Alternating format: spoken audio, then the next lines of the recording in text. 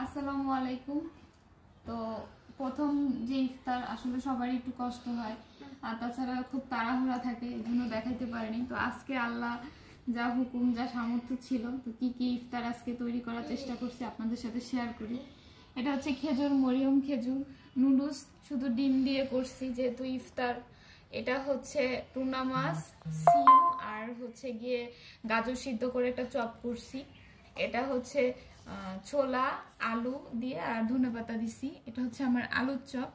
এটা হচ্ছে মাংস আর আলু দিয়ে একটা চপ করছি। এটা হচ্ছে পেঁয়াজি, বেগুনি, এটা হচ্ছে পান পিঠা বলে, আর এটা হচ্ছে তালের একটা পিঠা। এত কিছুর ভিতরে সালাদ অবশ্যই দরকার, যেহেতু আমি ফল কি এখনো কিনতে যাওয়ার সুযোগ করে পারিনি।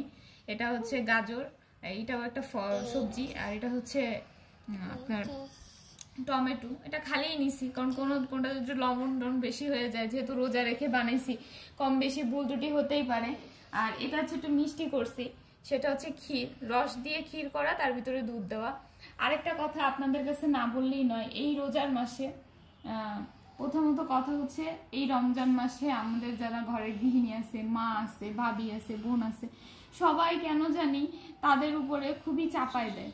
কি চাপায় দেয় যে আজকে এটা করবা, ওইটা করবা। এই মানুষটার যে রোজা থেকে তারও কষ্ট হয়, এই কথাটা কেউ বোঝে না।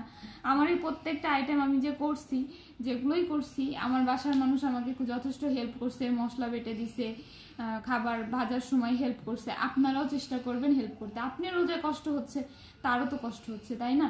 তাহলে আপনারাও যদি এভাবে মিলে ঝুলে করেন, তাহলে ওই মানুষটারও কষ্ট কম হয়। আর অবশ্যই ইফতারি বানাতে হেল্প করলে এটাও সবের কাজ আমি মনে করি, কারণ একার উপরে চাপাই দিলে সেটা কি সম্ভব? আশা করি সবাই ইফতারি বানাতে সবাই মিলে ঝুলে করবেন, পরিবারের সবাই মিলেমিশে ইফতার বানাবেন, একসাথে খাবেন, এটার অন্যরকমই মজা আলাদা।